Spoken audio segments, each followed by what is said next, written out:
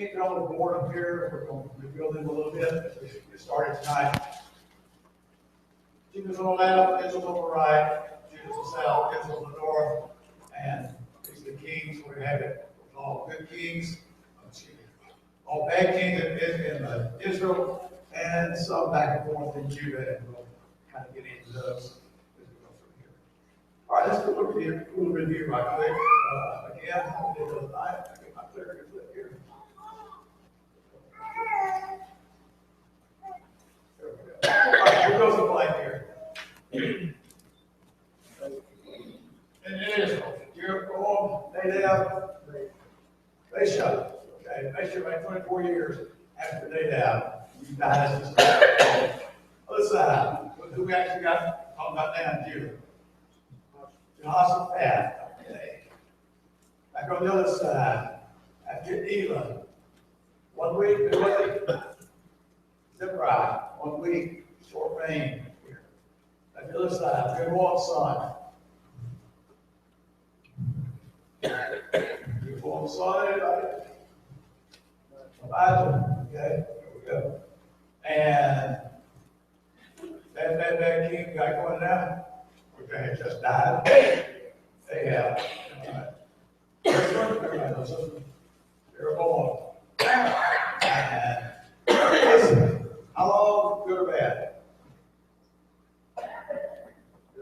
Good? That's part of it.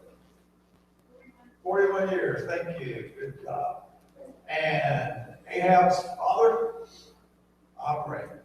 He's when it started, he's worse than everybody before, remember that? Okay. Oh, I got one more. Jeroboam's son. Remember that?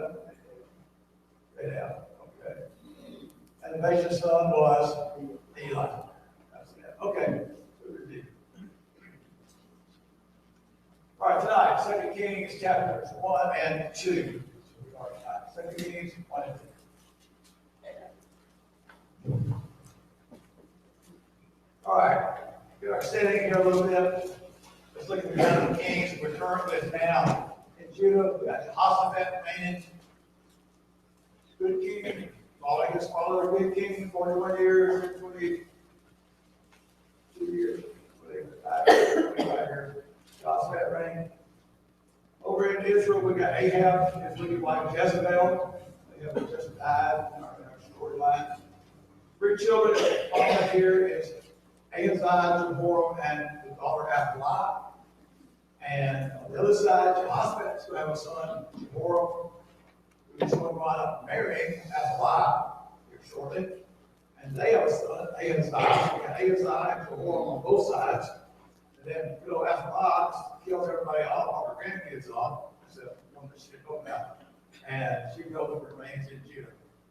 And so, right now tonight, we got Jehoshaphat. And we've got Ahaziah. 2 kings, who we are tonight. Let's get started. Okay, Ahab died, ran 22 years, evil, of course, did right before him. So Ahaziah, his son, is now reigning. He reigned about 2 years. And he's also a lattice work kind of thing, with an upper room through a window. It was entrance. Sorry. So, we would know, like we would want to know if I can get better or not. So, he inquires of, instead of inquiring of the Lord, or the prophets of the Lord, who's he send his message to? Prophets of Beelzebub. Now, well, hang on, I got 1 minute. Just sit down and ask him, is he going to pick over or not? As they're going, God sends Elijah to meet them. Elijah comes up and says, why are you going to talk to the prophets of Beelzebub?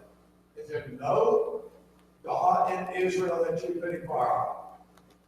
Why are you going to that? Yeah. Question. Should Israel have known there was a God in Israel? There's 3 reasons why they should have known. There's God in Israel. Not on that part. That's right. That's the next 2. First, go back far off the 450 prophets, right? and they were totally defeated and killed.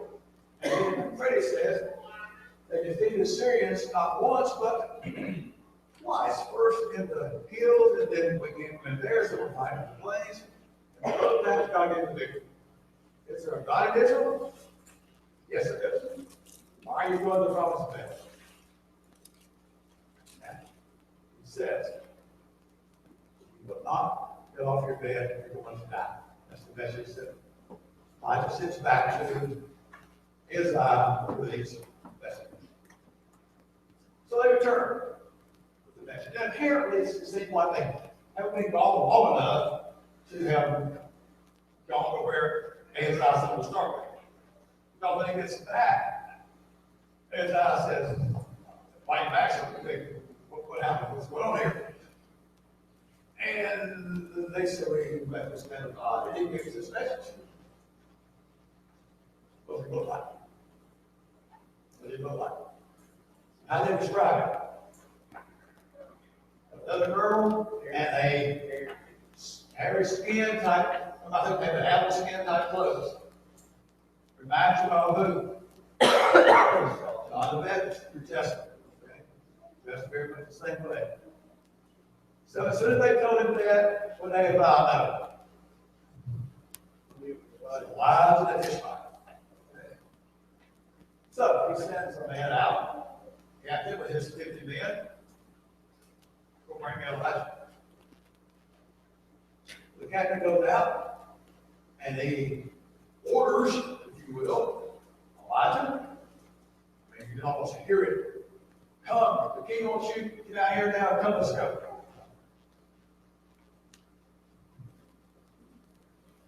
Stop right here a minute. Let's jump to the next chapter, which we'll get there in a few minutes. The next chapter, after Elijah is taken into heaven, and Elisha is now the main prophet. He comes back across, we'll get there in a minute, across the Jordan, verse 15, he meets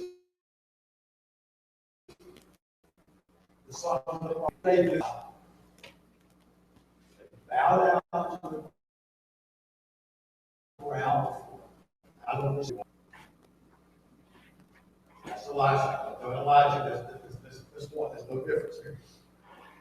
Even the other prophets are showing proper respect to the prophet of God.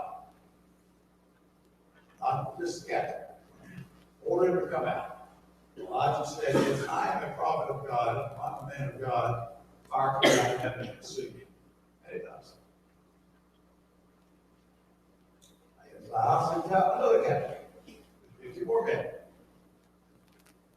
He comes up to Elijah and he essentially does the same thing. Get out and come down, the king wants you. And what's the results this time? And play again. Okay. Fire comes down from heaven. This is those things. Ahaziah sent out another captain with 50 more men. I don't know if this captain really had more respect for Elijah, or if he was that pretty smart guy, he learned something. But when he got there, what did he do? He don't take my life. He says, please, he recognized who he was. Please don't take my life and my 50 men like you have done these others. Bow before him, show proper respect to him, and ask him to come down with him and go see the king. He will in order to bring him back. That's more respect. That's more reverence. Now, God now tells you, you can go. Go with it. Don't fear for your life. And the phrase is not in here, but it's almost like, we're going to talk about this phrase later on, it's not mentioned in here. It's almost like, go, I'm with you. I'm going with you. I'm going to take care of you. I'm there. God's message to Elijah. So Elijah goes. There was a message to Ahaziah. Same message, he sent back with a message. No different. Like you have your messengers go get fire bells. God of Ekron. It's because there's no God in Israel.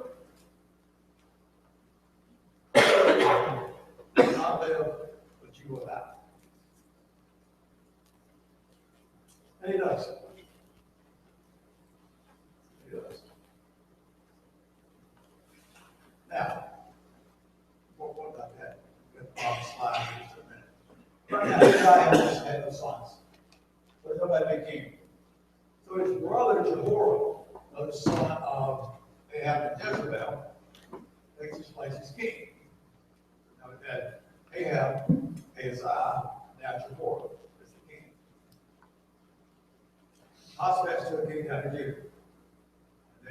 I had a change over there yet. In a few minutes, well, actually, a couple of lessons, we're going to have Jehoram and Jehoram reign. You're going to both places. I'm confused. Point. Back to the very top line on the slide there.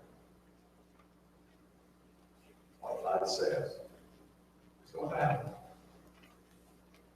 is what? It's going to happen. Okay? Hang on that thought. We're going to use it later on. We say it over and over and over. And we'll always say what God says is going to happen. It's going to happen.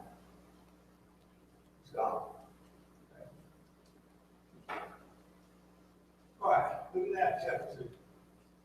There's a map up here, and maybe with it, let's review a couple of things. Okay. Jerusalem, Dead Sea, Jordan River Valley, capital of Judah, Samaria, capital of Israel. Here. Now, quite a lot of water here. There's a the plateau area we talked about earlier back in the United Kingdom time. Bethel, Jericho, and Gilgal, and the Jordan. And this is in the mountains, the hill country, going way down in elevation to Jericho, on down to the Jordan. Up and down, big time here. Bethel, Jericho, Gilgal. Those three places. And we're going to the next part. All right.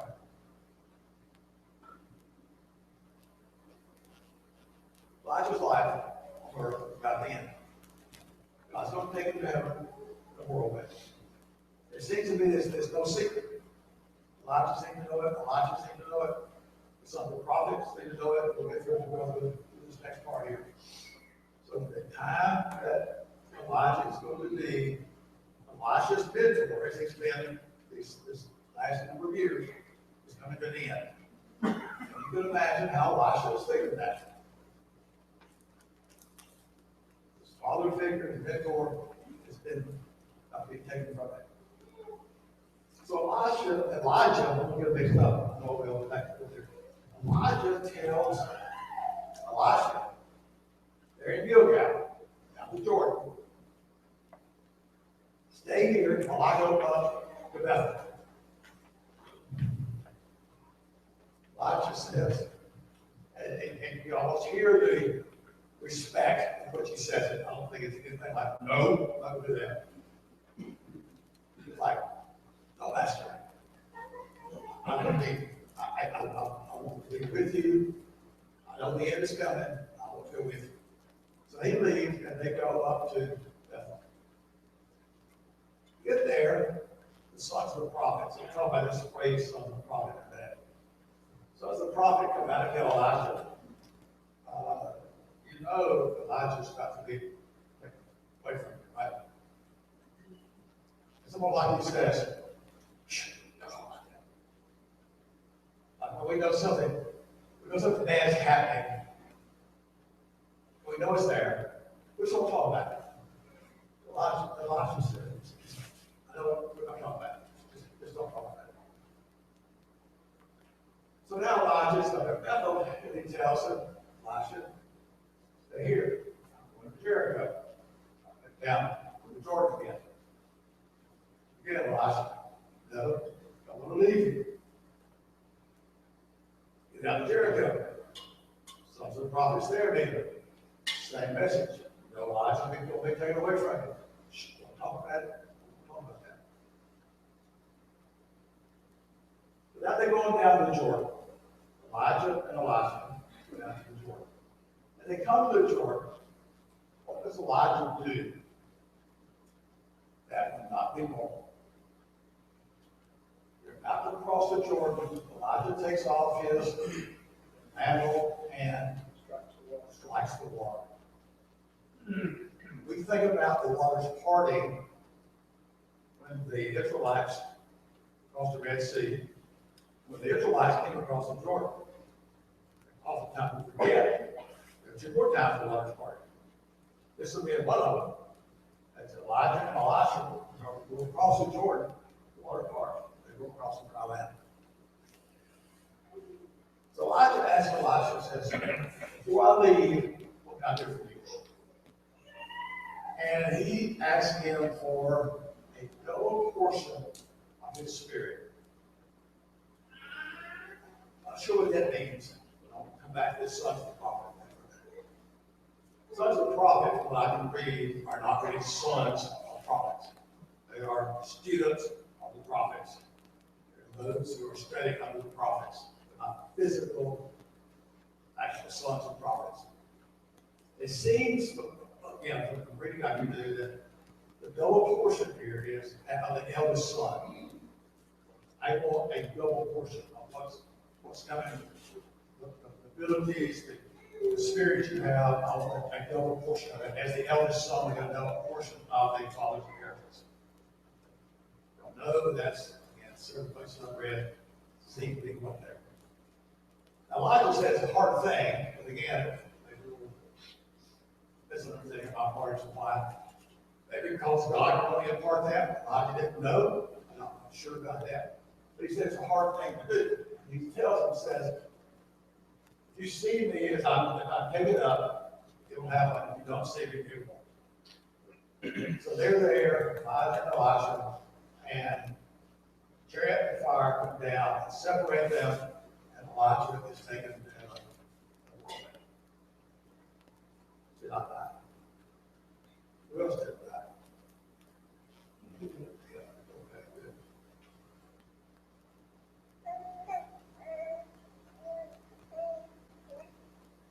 Elijah cries out. Elisha, cried out. As in that towards God.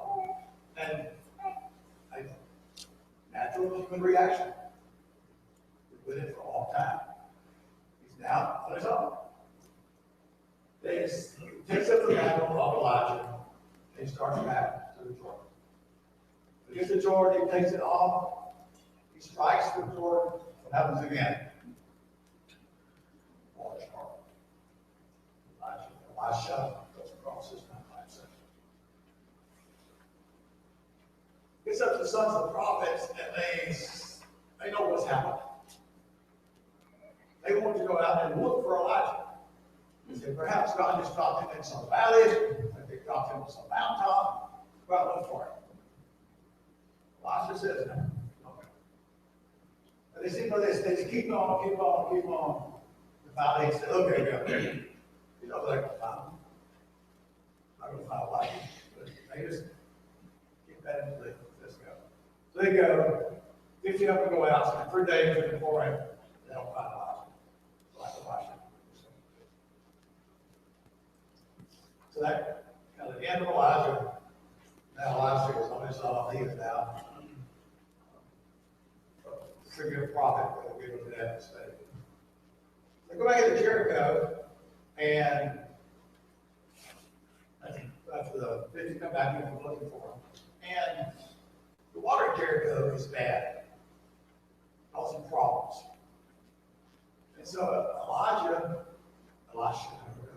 Elisha asked for a new boat with salt in it. And he goes to the spring that feeds the city, and he casts salt in it.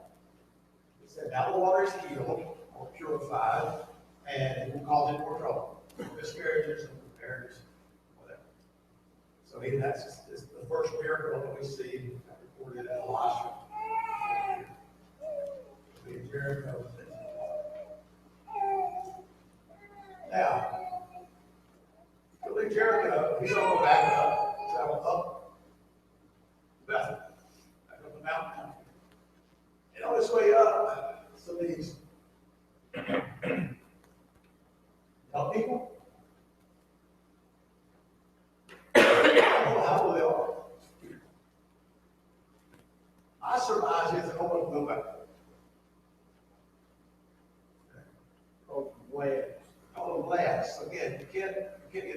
exactly from that. I can't imagine God digging with him like he did if they didn't know better with him doing it. I think. So as Elisha comes by, they mock him. Go up, you bald head. Go up, you bald head. I guess personal slumps out here. So, mocking spirit. The word talked about the respect that's due to the man of God. Here are these 42 of them. 42 of them. That he pronounced the curse on. 2 she bears come out. And all of them.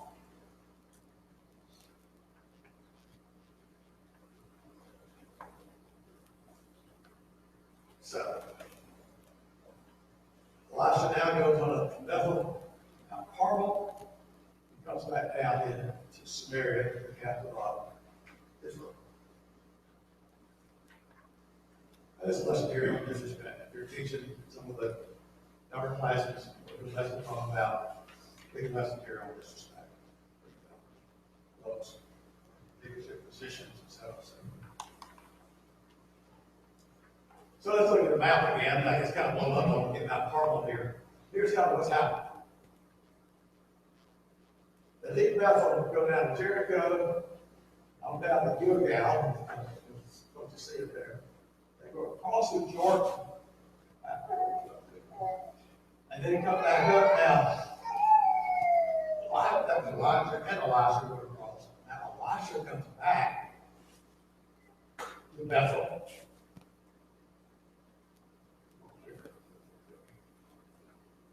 That goes to Bethel, all the way up to Mount Carmel, and then back down to Samaria.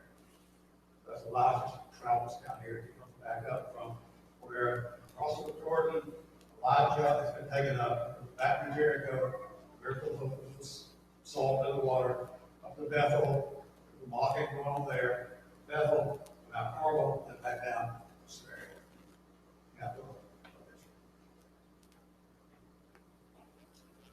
Okay. That's kind of the narrative. Something I left out, something to talk about, some points I was made. Nothing in my act. So, speak up.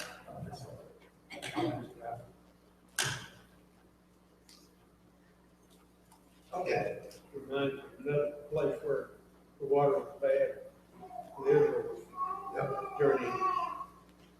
That's the first time we had bad water, isn't it? Not him. Sure about it. But it's sweet.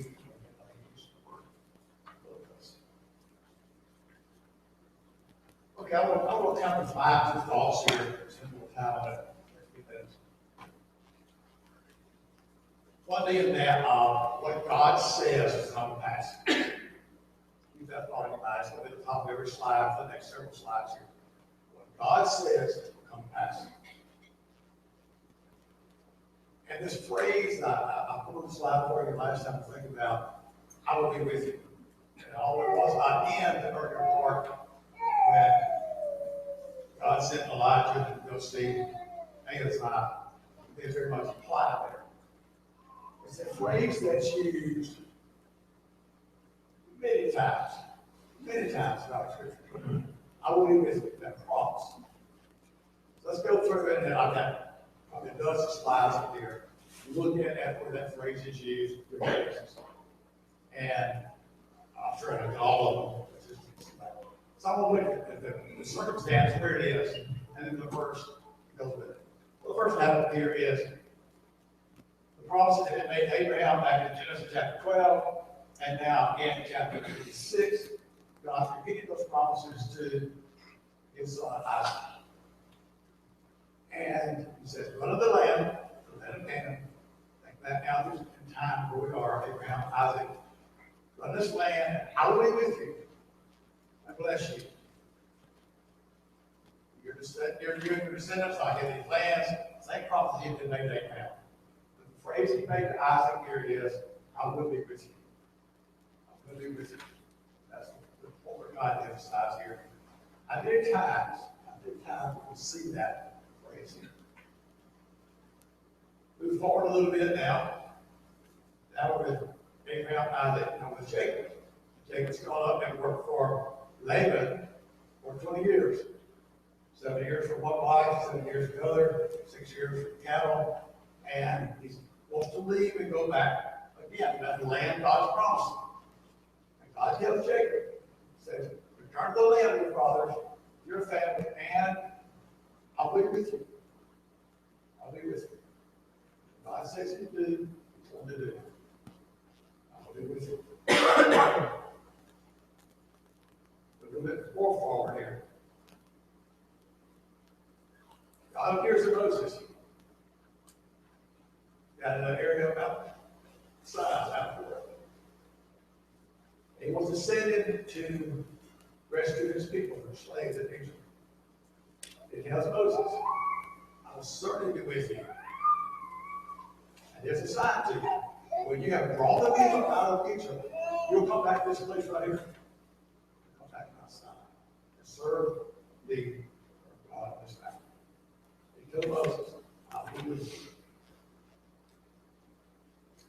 Moses now, in his life, in the Deuteronomy, has been offered Joshua. Moses tells him that if their courage and the children of Israel into the land and speaking for God, I'll be with you. Joshua, got a task to do. Be with you. Get it done.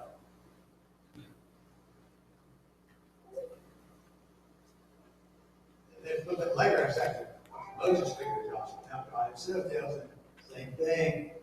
No matter they will stand before you, and I was with Moses, I'll be with you. Yeah, God promises Joshua, I'll be with you. I'll be here for a second.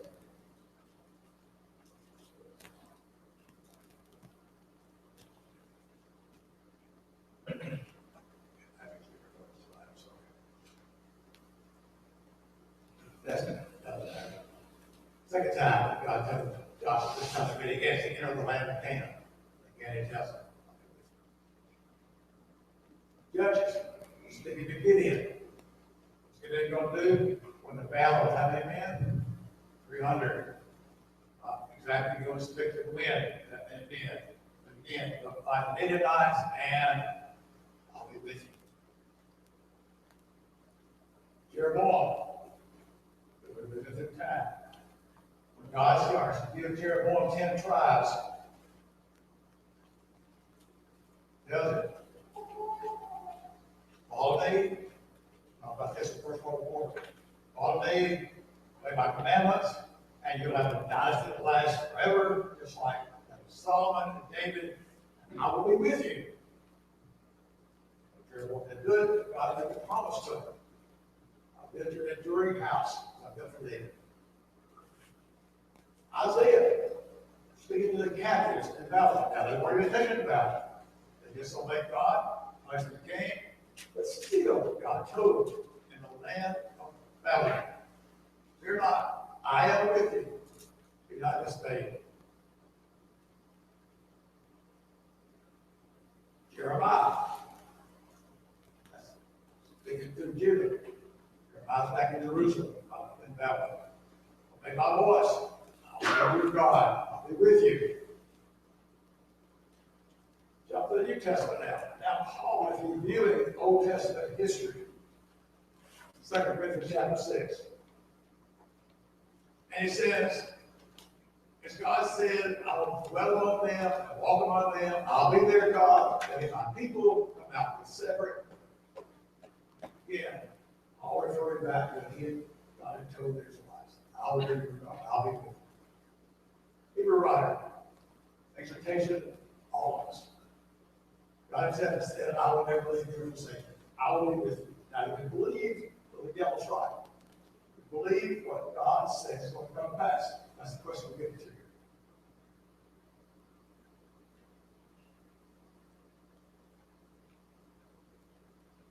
Matthew 28. Jesus giving that final exhortation to his disciples. So we do so much. The lay disciples of all the nations. And as in the name of the Father, the Son, and the Holy Spirit, teach me to learn all things I've commanded you, and lo, what? I am with you always.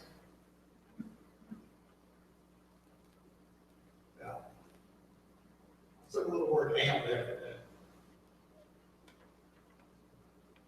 Go back to the Old Testament a couple of times where the words I am are used. What does it mean when God said I am? Always. Okay. And I thought about that with this place here. Because I was reading something about it. An indication that maybe I don't know the original language, they look it up and talk about it. But this one line I've read that it could be the same application here. Was God with them then? Was God will always be with them, always at the end of the age? Us included? I am. That constant being. I am with you, always. Now, I just thought about that. I'll be with you. I'll be with you. I'll be with you. I will be with you. All the history we've seen up at the time of us, I will be with you. I'll be with you. What do you get then from Psalms 23? What has happened now? Yea, though I walk through the valley of the shadow of death, what? I'll fear no evil. Why? Because you're with me. Okay, it's like, I can read that verse now and what's up. It's sunk in. It's sunk in. I'll be with you. God has told us, his people always, even at the I will be with you. Follow me. I'll be with you. And I went through Psalm 23. I think that verse. I walk in the valley of the shadow of death. I'll fear no evil. Why? Because you're with me. You tell me that. I believe that. I get that confidence now.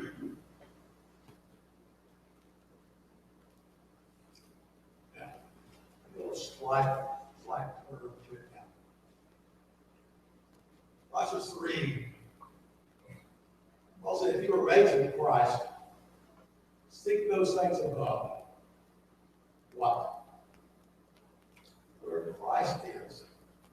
Okay. Where Christ is. By him, God. Because God told us all along, I'll be with you, I'll be with you, I'll be with you. I believe that. I'm confident of that. Now, hear me out a little bit. I'm now seeking to be where Christ is. John 12. John 12. If anyone serves me, let him follow me. And where I am, there will my servant be also. Do you believe that? God says, what God said will come to pass. If God has promised to be with us all this time, I have confidence that he is with me. And now he tells me to seek him where he is, because you can be there. Okay? My servant will be also. And that's what it's all about. And that's all we enjoy God's promise all this time. I'll be with you, I'll be with you, I'll be with you, I'll be with you. Why? Why? What we want. God wanted all along. Yeah. And if we believe him, what do we want? Now we want to figure out because he's right. He's possible with us in this journey that we can be with him. That's what it's all about. That's the bottom line. What God says will come to pass. One more verse. This is a couple chapters over in John. What does it say in John 14, verse 1? I've gone to prepare a mansion for you. And if I've gone to prepare a mansion, you believe it? What God says will come to pass? If I've gone to prepare a mansion for you, I'm going to do what? I'm going to come back and get you. That where I am, by the hand of God, there you will be also. We believe it. Did we do?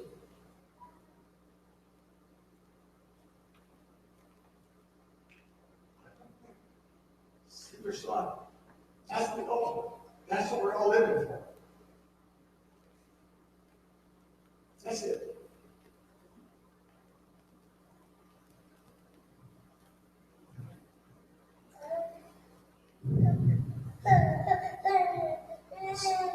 I guess Sandra posted it on Facebook, there was an obituary for a father.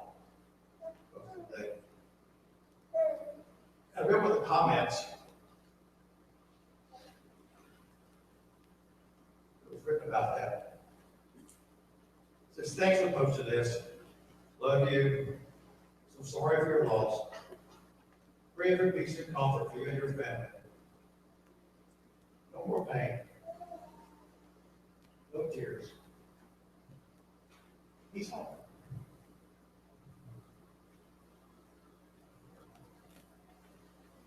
Why has God wants to be with us all this time through our life?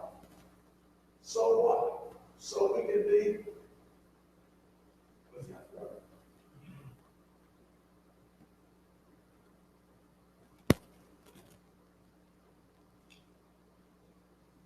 Okay, so this is why I've got a comment.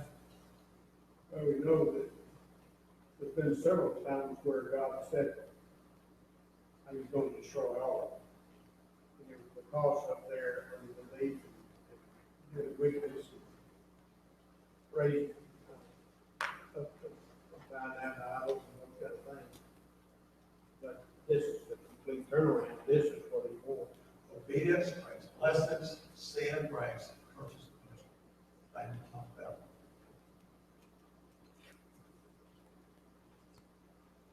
Okay, it may be all